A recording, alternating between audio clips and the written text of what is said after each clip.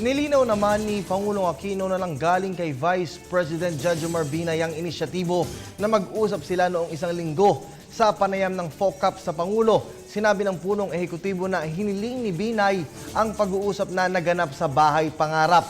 Ayon pa sa Pangulo, naging paksa nila ang mga filosofiya sa pagiging lider at pamumuno sa bansa. Sinabi pa ni Pangulong Aquino na sa bandang huli ay tanggap nilang magkaiba man sila sa politika pero mananatili pa rin silang magkaibigan. We're not violating any confidence when he stated I'll say it in Tagalog first. Tanggap ko na magkaiba tayo sa politika pero magkaibigan tayo. Perhaps the way we handle our politics and our styles, etc., might be different. No? Our roots towards that which we want to attain will also be different. But at the end of the day, he still acknowledges that we are friends.